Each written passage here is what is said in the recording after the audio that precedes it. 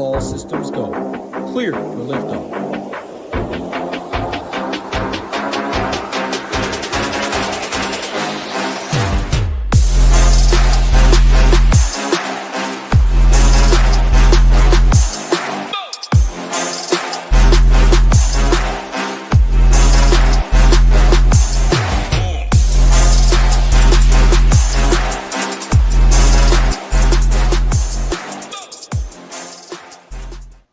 What's going on, golf fans? It's your boy GS Luke with our round 4 showdown stream for the Wyndham Championship. Gonna get you guys ready for all of your exposure tomorrow with any questions or player deep dives that you've got for me in the chat. We'll go through some strategy, a weather report, all of that sort of jazz before lock to get you guys ready for anything that you're building. So feel free to let me know in the chat anything that you're curious about, anything on the question side that you've got for me. Looks like we got Go Collect down there, Bill as well, Brendan, Shawnee, all of you regulars in the chat. You love to see it. And yeah, still waiting on my coffee. I told you guys with that comment that I was waiting on my Uber Eats order. And let's say that they don't pay those people to be very intelligent. He's still going on a little bit of a goose chase around my neighborhood, trying to find where I'm at. So at some point, if I hear a knock, I'm going to go and get that coffee. And I need it. It's late. I did a live stream early this morning, but we'll power through. We got a lot of people down there. We'll see any questions as we get to those later on, but let's get this thing started for tomorrow. So first thing is first, we're not going to have threesomes off of both tees.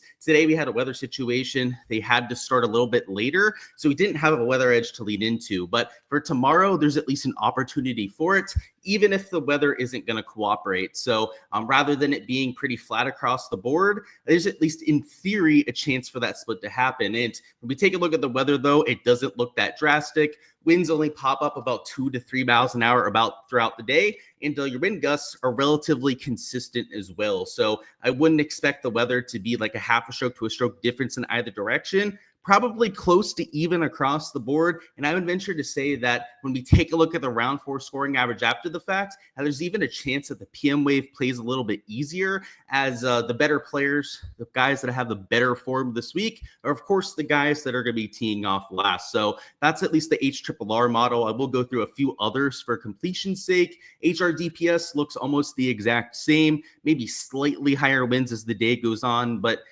this kind of difference would be made up for in the form aspect, at least in my opinion. NEM model, a little bit more wind than those other models. So this one is where you might see that quarter to a half a stroke difference, but not enough where it makes up for the placement points. And that's what's different about round 4 showdown compared to rounds 2 and 3. Rounds 2 and 3, game theory is really the main thing that we're leaning into.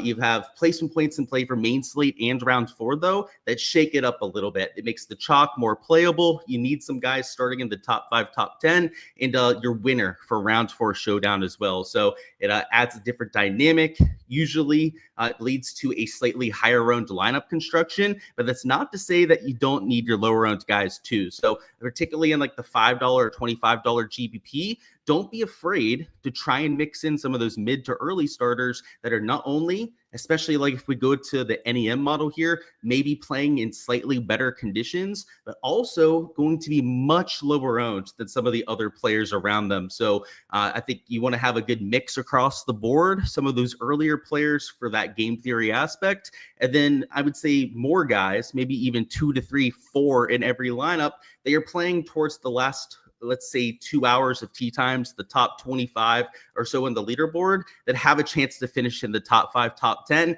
and get you those placement points. So that's typical for a Sunday showdown slate. Maybe you're newer to the showdown streets and you didn't know what was different about round 4. That's the big difference. And what that does, and I haven't completely finished my ownership projections yet, was working on those before we got on the live stream here, but it is highly correlated towards the top end of the leaderboard. In fact, rounds 2 and 3, you see a little bit of that bias as people like playing the guys that have the better form. But for round 4 showdown purposes, you can ramp that up even more than usual. So for example, I haven't finalized it yet, but I've got Cam Young close to 50% ownership in GPPs. Nico Echeverria, I've got close to 25%, and Aaron Rai, Chris Kirk, etc. are all the top 5 to top 10 highest owned players that you have on the entire slate. So it's very predictable. We know where a lot of the field is going to go. But that doesn't mean that all of those players should be fades, because as I mentioned before, we're going to need the winner, probably at least 2 to 3 other guys that are finishing top 5, top 10. You're still going to have to score to get to the top 5, top 10. You're probably still shooting at least 2, 3, maybe even 4 or 5 under par.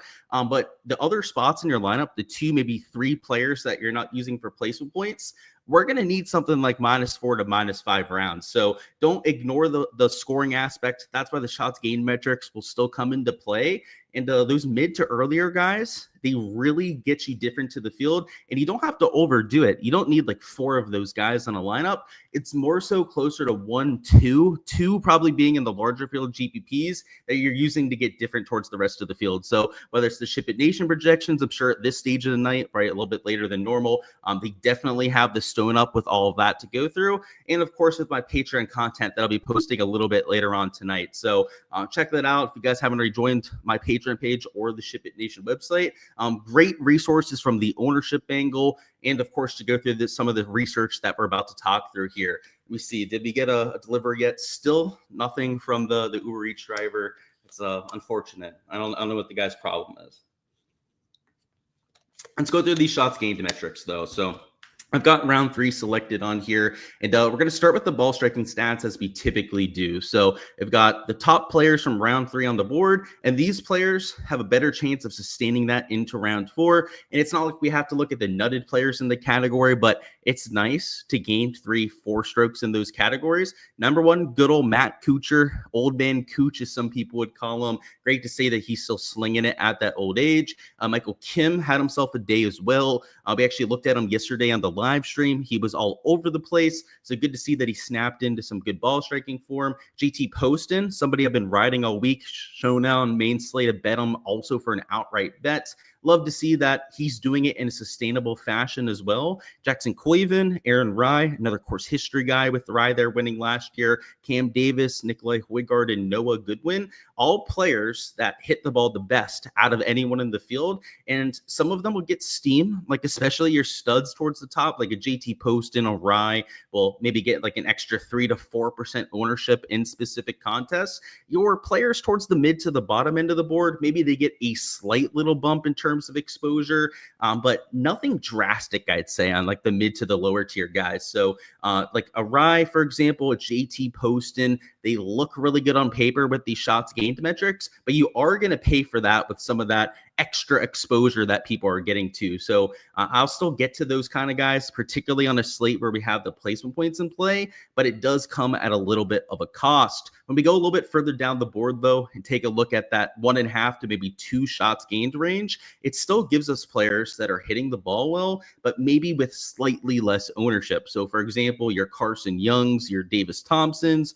your Harry Higgs, also Patrick Rogers and Nico Echeverria, all players that are in that portion of the board that should still get a bump in your modeling in a positive direction, but that maybe aren't getting that kind of late steam. So you can extend that to your Matty Schmids, Chris Kirk, Sammy Valamakis, et cetera, for that exact same kind of reason on there. So that's how we use the ball striking metrics to our advantage. We can also take a look at the full event stuff. So if we go to the first 54 holes and put it all together, these are especially useful for some of the guys towards the top end of the board. So, I think if you're trying to figure out what pieces of chalk to eat, the last round, that last 18 holes is helpful. But when you want to take a look at your 40, 50% sort of plays, because that's the kind of exposure you're getting on those players towards the top end of the board, then I really want to commit to players that are not just doing it ball striking today, but ideally over all of the tournament so far. So, for example, Cam Young, they're at -20. He's number 3 in the field in shots gained ball striking. Aaron Rye, your winner from the year before that, clearly likes this track. He's also number 1 in shots gained ball striking. So that's another spot where I could easily see myself using him as a conviction play. Let's add in a few other guys that are at least viable to finish top 3. A Jackson Coyven would fit that. He's 7.5 shots gained into the positive.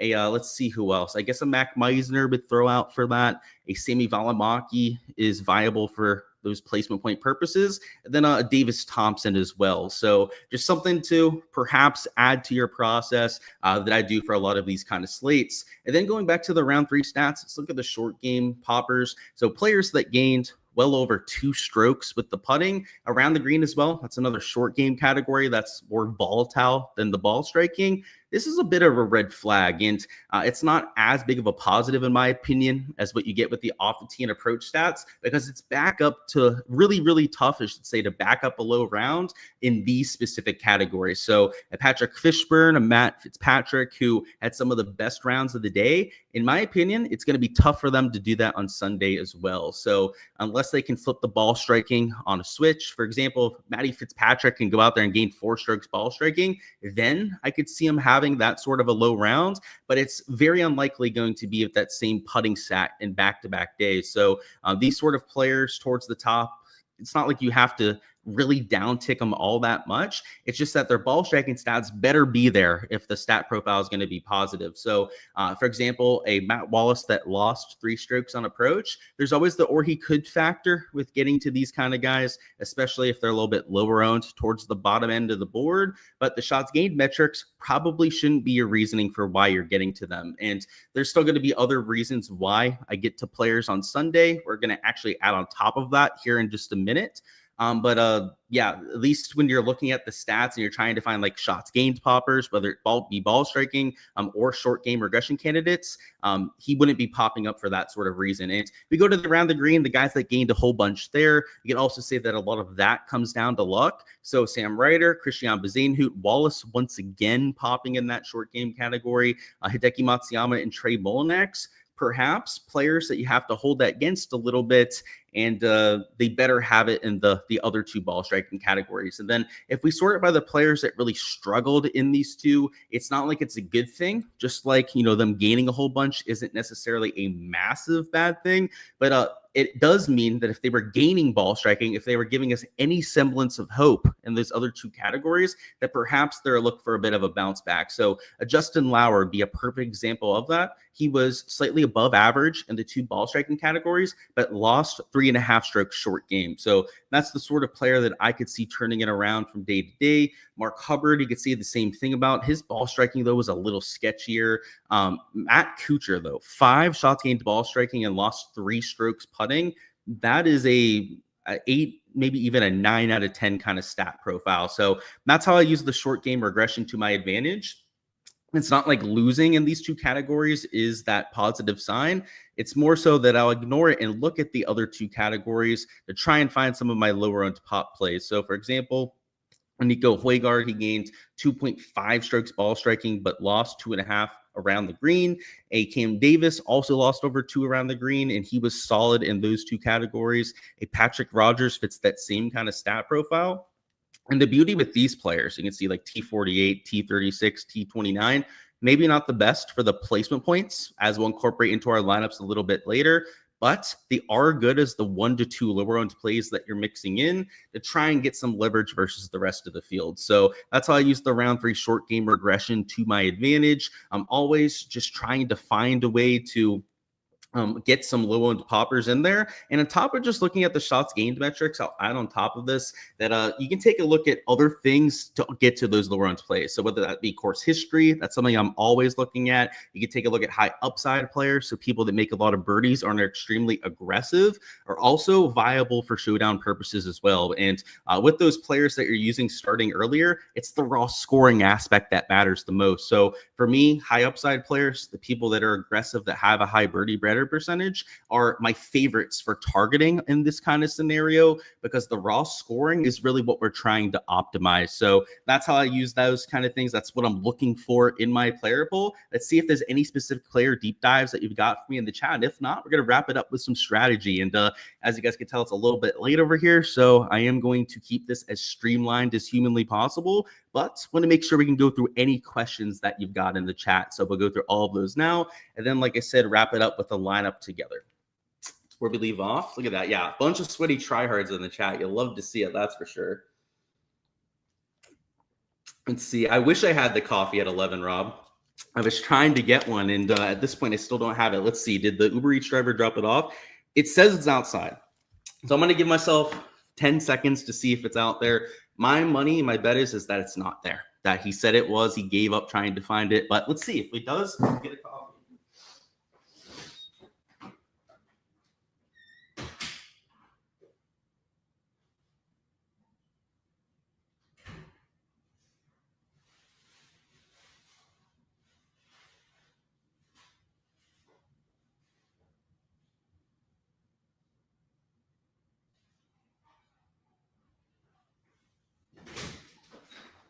Look at that, guys. He figured out the jigsaw puzzle. He was able to get me my coffee.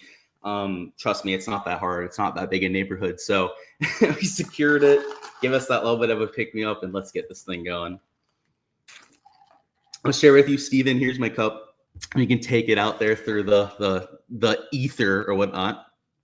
Looking for any player deep dives. So a lot of comments. Love to see the enthusiasm in chat. But as I said, I'm going to keep it as streamlined as we can. So you're deep diving on Trey Molnax. Let's go ahead and do that. So let's go through the round 3 stats. That's what I have up right now. He lost significantly in the ball striking categories. In fact, about 5 strokes collectively. And then short game was slightly positive, but gaining a stroke in the short game isn't really that much of a green flag. So stat-wise, at least from today, it's a 2 or even a 3 out of 10. It's really not great. But if we go to some of the other rounds, round 2 was like a 7 out of 10. Round 1 was, I don't know, like a 6 out of 10, would say, with the stat profile. So he's not dead. There's the or he could. He's going to be super low owned at T48. But if you're trying to play a Trey Molnax, it's probably not the round 3 stats that are putting you onto him. So maybe it's more like the course history, which really isn't amazing on a Molnax, but like that kind of thing, maybe high upside aspect, it'd be getting you onto somebody that has that kind of a stat profile. Let's see. Yeah, it is for the sweaty tryhards, that's for sure. And he said, thanks. Of course, it's okay to do. I was going to be up for the next few hours anyways. Just I was hoping to get the coffee to pick me up a little bit. It'll help with the enthusiasm aspect. It's been a long day, but it's been a good day, that's for sure. It was a lot of fun out there with my buddy, getting to see him get married. It's a shame I had to leave early, but we're having fun out there. So my buddies, there were a lot of people I haven't seen for quite a while there.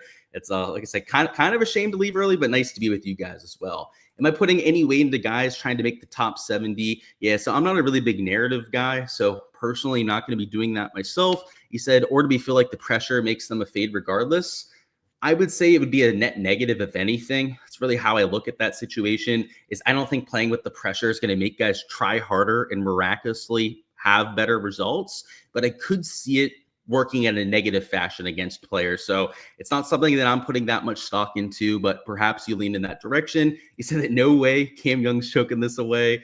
There's definitely a way that he could, but he's in a good spot being up those 5 strokes. Yeah, let's smash that like button if you guys haven't already. And he said, "What's up, Luke? You hope I had fun at the wedding." I did. It was a good time. It's weddings are always a good time. Getting to see a lot of people you haven't seen before, and I got some lore on my dad that I didn't have from before. If you guys don't know, my dad passed away a long time ago, so I don't know. You start to miss things about him over time, like things that you didn't know. And I was talking with my buddy's dad, the one who got married. I'm very close to him, and he used to be really close with my dad back in the day.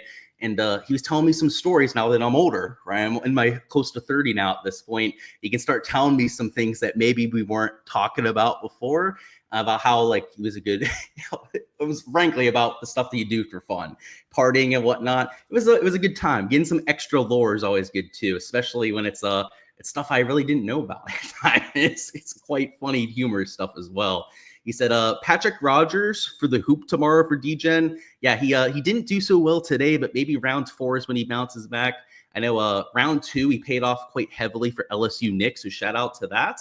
He said, enjoy the wedding tomorrow. It was actually today, Hoove, so already enjoyed it. It was a lot of fun out there. He said, thoughts on Cam Young? Do I need the winner? With such a lead, do I think that he'll play safe? So yeah, it's 2 questions. Let's start with the second one because I think it's better for the sake of this. Do I think that he'll play safe? A little bit, yeah, but this is the kind of golf course where -6, -7 rounds, they're not easy, but they're out there at this sort of track where he can't completely play safe. I mean, he's going to have to try and birdie the par 5s for sure. I mean, some of the easier par 4s, you have to imagine that he'll be licking his chops on. I think that you more than likely are going to need the winner. So to get to your first question now, which is maybe the harder of the two, is you're probably going to need the winner, but it depends. There's, a avenue where nobody tracks him down, right? Nobody has that nuclear round towards the top where he still wins with only like a -1, but that is pretty rare, I would say. So hopefully that helps you out there. And everyone's saying that he's back. Yeah, I think he's gonna have himself some mental demons to go against, but if he pulls it off, I'm gonna be pretty hyped for him. And I saw a lot of other people in chat that seemed like they were gonna be hyped for him as well. So we'll see if he can hold on. He said, how does Luke take his coffee? cream in mocha, but I only get one cream in mocha. So if you guys like do that at Dunkin' Donuts, I don't like it super creamy, and I definitely don't like a lot of sugar in my coffee. So I keep it light, but I try and give it a little bit of taste. You said Eric Cole bounced back and play. Oh boy, didn't he shoot like 80 or a little bit worse than 80 or something like that? Let's see. So round 3 stats are about as horrible as you would expect. 6 shots lost off the tee. The or he could is there, but there's nothing in the stats that are going to look good on an Eric Cole. So yeah, to answer your question, there is an opportunity for him to maybe shoot under par. I mean, goodness sakes, Nick Dunlap, he went from shooting like 80 one day at the Masters to shooting under par the next. So if he can do that, it's possible for an Eric Cole. Carson Young deep dive. Yeah, let's go through that one. So good old Carson Young. So gained off the tee, gained on approach, and then lost in the short game stats. This is a 6.5, 7 out of 10 stat profile. Heck, maybe even a 7.5, 8 out of 10 stat profile. He can bump it up a little bit more. He's doing it sustainably off the tee and on approach. And then the 2 categories where maybe we can hope for some bounce back volatility, that's where it held him back a bit. So, you know, at least if you're looking at today's results, it'd be pretty favorable on Carson Young, I would say. He said Lanto Griffin. Let's look at that one as well. So good old Lanto. We look up Lanto. It's going to bring up Clanton as well, huh?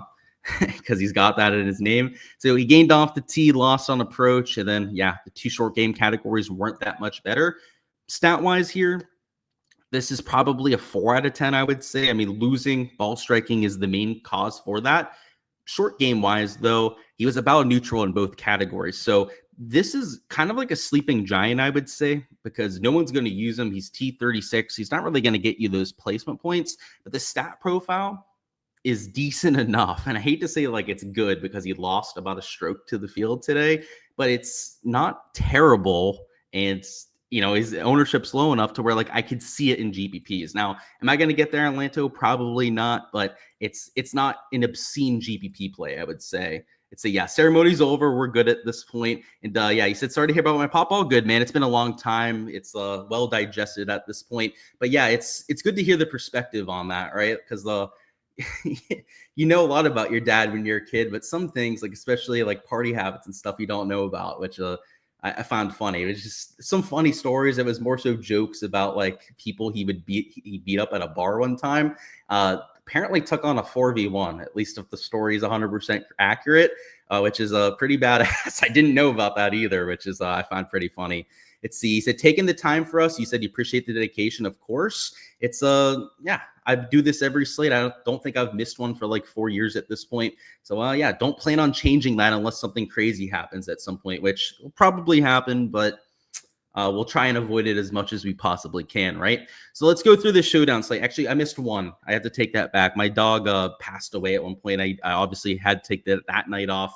Other than that, we've been here for every day the last 4 years. Let's go through some contests for tomorrow. So the size of them actually went down compared to today, which is kind of surprising considering that today they had to do the weather slate and they normally size it down a bit, but perhaps because they didn't all fill, or they at least had some trouble filling some contests, that they didn't give us as big of Sunday contests as they typically do. So maybe some of them filled as well. That's also a possibility at this stage. But the Drive the Green, the big $5 only has 1,200 entries. So that has me thinking that that's potentially the secondary. You've got the big $25, so that's 9,400 entries. It's I think it was 250K for like round 2, round 3. So disappointing that it's maybe not as big of a prize pool, but a 4th to 1st place isn't, I mean, it's not a great payout structure, but it's also not the worst that I've seen either. So at this point, I'd be focusing mostly on single entries. So like this long drive that you see here, those flatter payout structures are a little bit more favorable for your long-term exposure. You've got the $12 Albatross here, $33 as well. I think we went past that one before, but that's also another really good contest to consider. Those ones are where, if you're only entering a couple lineups on a slate, or where you want to put most of your money, especially if you're newer to DFS and you're trying to make it a little bit more sustainable. The big payouts of the $25 and $5 GPPs are going to always be tempting, but it's tough to win against 10,000, 20,000 entries. I mean, it's so top heavy to where you have to have the absolute nuts to get any sort of real payouts. That makes it much, much harder to make it something that you can do over an entire season and sustain your bankroll unless you're having that really big spike win to offset any losses that you have in between. Because when they're super top heavy like that, it's hard to profit unless you're getting to one of those top 2 or 3 spots. So just my word of recommendation would be to look to some of the smaller contests and some of the ones that don't have 30 or 40% to first place. And then the last thing we'll go through here would be actually building a lineup, which is a little different than rounds 2 and 3. Rounds 2 and 3, it's about getting enough leverage, just not making sure that we're going to duplicate ourselves with other people. Now we've got to worry about getting enough placement points, or at least enough potential top 5, top 10 finishes to win the contest that we're playing against. And we're going to do this for like the big GPP, trying to win the big $5 or $25. So, and I like to start with my placement points. That's why I went ahead and sorted this by score. And we're going to go ahead and round it off this way. So I'm going to throw in an Aaron Rye, and I'm going to fade Cam Young in this lineup. You know how we had the question before about him potentially winning and not getting there?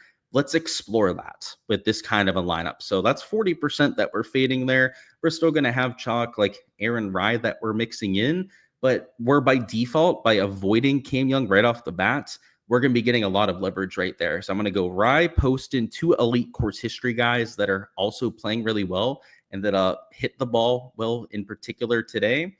And then I'm going to go down to, I could go Ben Griffin. I like Ben Griffin's course fit here. It's a little expensive. That would be my worry there. Puts us down to 6,800 for our last 3 players.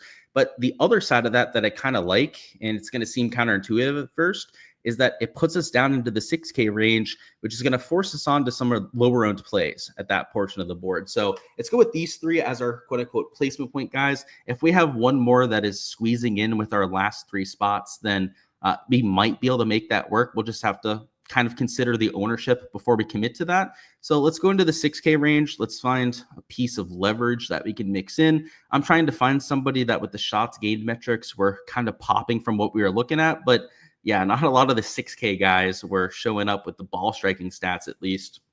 And go to Cam Davis, though. He was somebody that was due for some short game regression. I believe he lost like 2 around the green and was pretty decent elsewhere. That puts us back up to about $7,000 remaining for our last few spots. Let's throw in a Victor Perez, in my opinion, a high upside guy at $7,000. And then for your last man in, I don't want to say regardless of who you play, you're like no matter what, not going to duplicate yourself. But as long as you're somewhat reasonable with the ownership for your last man in and looking at the options here, I don't think there's anyone that looks like they're going to be too overly owned. You throw in a Damon, a McGreevy, Rogers, Castillo as your last man in, you're most likely going to be okay in those large field GPPs because we were intentional about getting different with the Davis, a Perez, who are both probably going to be sub 5% owned.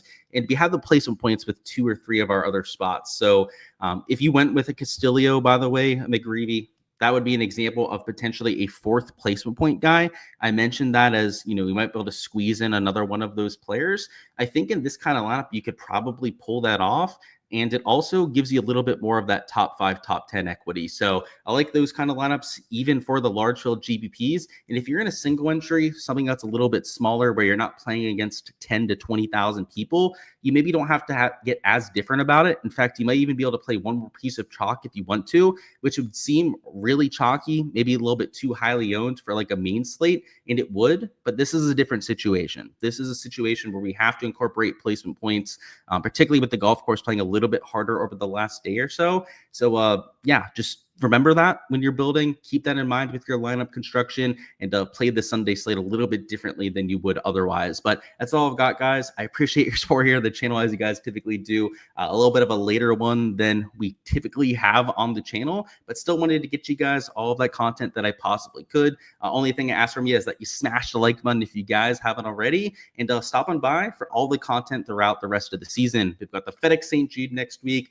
prop and betting live stream that I'll be doing tomorrow morning for all of the action on Sunday. So if you guys are playing on Prize Picks or Underdog or on the sports books for matchups, make sure to check out that content on my live stream tomorrow morning. That'll be at GS Luke DFS. But Other than that, check out the SHIPIT Nation website for all of their projections in the stone for Sunday, which are already posted. And for all of my content and projections, I will be doing those before I go to bed here. Those will be on my Patreon page in probably about a half an hour. So make sure to join up over there if you guys want all of my Sunday projections, as well as anything that I'm doing throughout the season. But that's all, guys. Gonna cut it off at this point and get to those projections, as I was saying.